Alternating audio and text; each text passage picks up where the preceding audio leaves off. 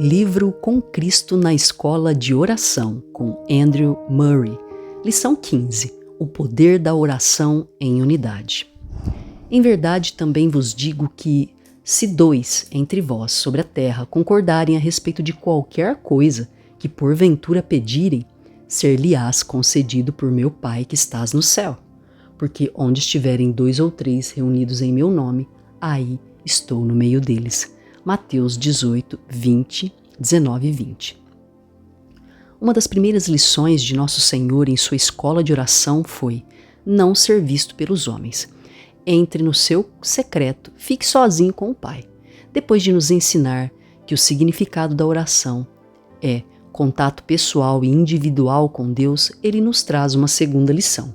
Você não precisa somente de um lugar secreto, mas também de oração pública, junto com outros irmãos. E ele nos dá uma promessa muito especial para a oração, de 2 ou 3 que concordam acerca do que pedem.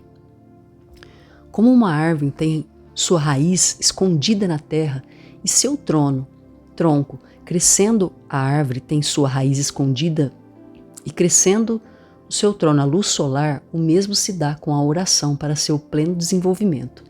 Ela precisa do lugar secreto, onde a alma tem seu encontro a sós com Deus e da comunhão pública com aqueles que descobrem, no nome de Jesus, seu lugar de encontro comum. A razão por que isso deve ser assim é evidente. O vínculo une um homem com o seu semelhante, não é menos real e íntimo do que aquele que o une a Deus. Ele é um com eles. A graça renova não somente nosso relacionamento com Deus, mas com os homens também. Não apenas aprendemos a dizer meu Pai, mas também nosso Pai. Nada parecia mais estranho do que filhos de uma família que somente encontrassem o Pai separadamente, mas nunca se reunissem para expressar seus desejos ou seu amor. Os cristãos não são apenas membros de uma família, mas de um corpo. Assim como cada membro do corpo depende um do outro, e a ação completa do Espírito que habita no corpo podem gozar a bênção completa de Deus, preparada para ser transmitida por seu Espírito, a menos que a busquem e recebam por meio da comunhão uns com os outros. É pela união e comunhão dos crentes que o Espírito pode manifestar seu pleno poder. Foi para os 120 reunidos junto em um lugar e orando em concordância que o Espírito desceu do trono glorificado Senhor. Do trono do glorificado Senhor.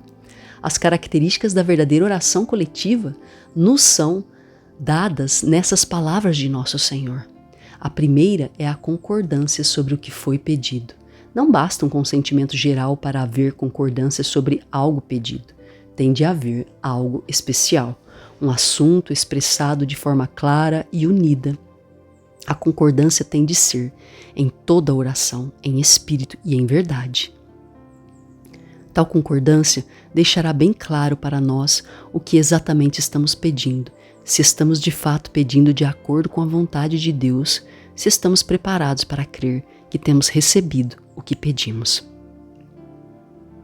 A segunda característica é o ajuntamento no nome de Jesus. Mais tarde, ainda teremos muito que aprender sobre a necessidade e o poder do nome de Jesus na oração.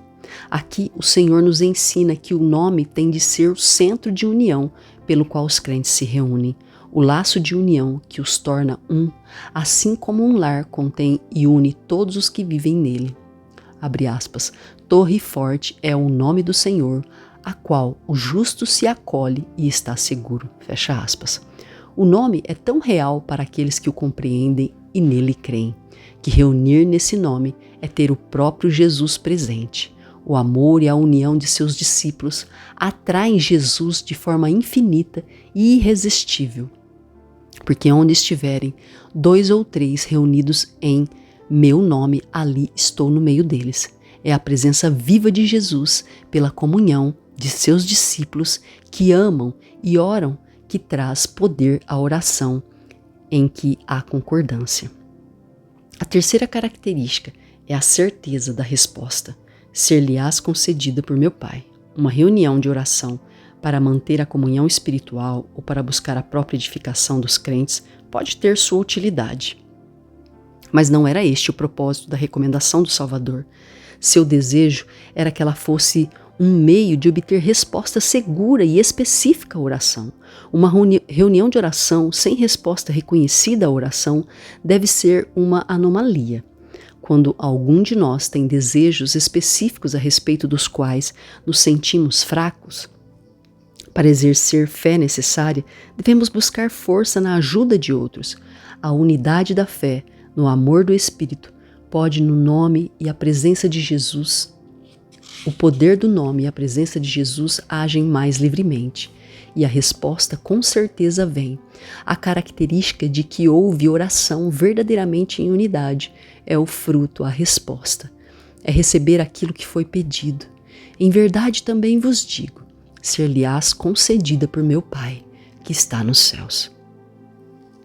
Que privilégio inefável é o da oração em unidade, e que poder ela pode ter. Se o esposo e a esposa cristão soubessem que eles estão unidos no nome de Jesus para experimentar sua presença e poder na oração em unidade, 1 Pedro 3,7, se amigos crescem que 2 ou 3 orando em concordância poderiam dar uma ajuda poderosa um ao outro, se em toda reunião de oração estar juntos no nome, a fé na presença e a expectativa da resposta fossem o pano de fundo, se em cada igreja a oração em unidade e eficaz fosse considerada um dos principais propósitos pelos quais os crentes se reúnem, como um dos exércitos mais sublimes de seu poder, como igreja, se na Igreja Universal a vinda do reino, a vinda do próprio Rei, primeiramente no poderoso derramamento do seu Espírito Santo, depois em sua gloriosa pessoa, fossem realmente assunto de clamor unido e incessante a Deus, quem pode dizer que poder bendito viria através daqueles que dessa forma concordam em provar Deus no cumprimento da sua promessa? O apóstolo Paulo nos mostra de forma bem clara como era real a sua fé no poder da oração em unidade. Para os romanos ele escreve, 15:30, rogo-vos, pois, irmãos, por nosso Senhor Jesus Cristo e também pelo amor do Espírito, que luteis juntamente comigo nas orações a Deus a meu favor. Ele esperava como resposta ser libertado dos inimigos e ser próspero em seu trabalho. Aos Coríntios ele escreve, 2 Coríntios 1:11, ajuda-nos também vós, com as vossas orações a nosso favor, para que por muitos sejam dado graças a nosso respeito. A oração deles teria uma parcela real em sua libertação. Aos Efésios ele escreve, com toda oração e súplica, orando em todo o tempo no Espírito e para isto vigiando, com toda perseverança e súplica, por todos os santos e também por mim, para que me seja dada no abrir da minha boca a palavra. 6:18-19. Seu poder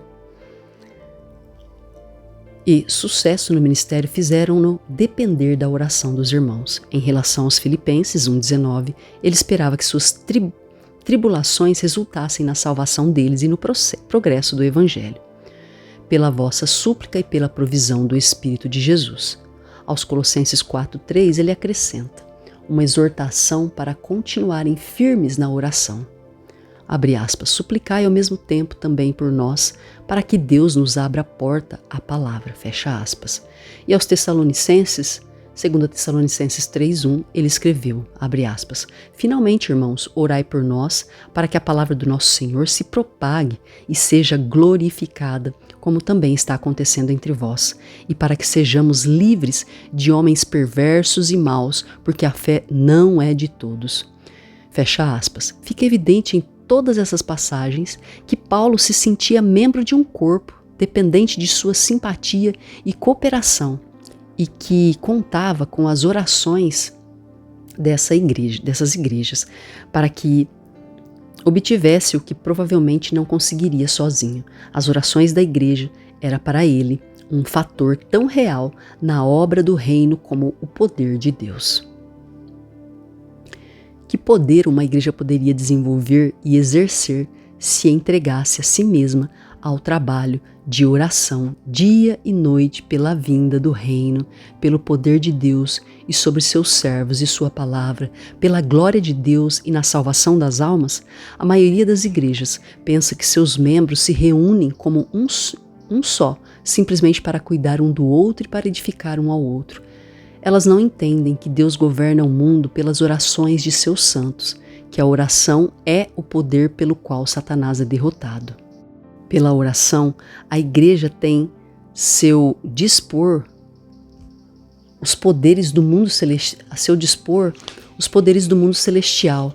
Não se lembram que Jesus tem, por sua promessa, consagrado cada ajuntamento em seu nome para ser uma porta no céu, onde sua presença seja sentida e seu poder experimentado através do cumprimento de seus desejos pelo Pai.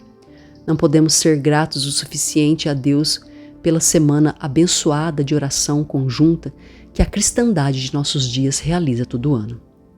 Como prova de nossa unidade e fé no poder da oração conjunta, como uma escola de treinamento para a expansão de nosso coração, para acolher todas as necessidades da Igreja Universal, como uma ajuda para a oração unida e perseverante, em tudo isso seu valor é inestimável, porém muito especialmente como um estímulo para o prosseguimento de oração conjunta em grupos menores tem sido uma grande bênção e tornar-se-á ainda maior se o povo de Deus reconhecer o que significa, todos reunidos em unidade em nome de Jesus, para ter sua presença por meio de um corpo unido no Espírito Santo e que reivindica com ousadia a promessa de que o Pai fará o que eles, de comum acordo, pedirem.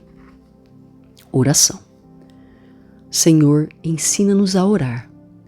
Bendito Senhor, aquele que, em sua sublime oração sacerdotal, pede tão fervorosamente pela unidade de teu povo, nos ensina como tu nos convida e nos exorta a essa unidade, por tua preciosa promessa, dada em oração e unidade.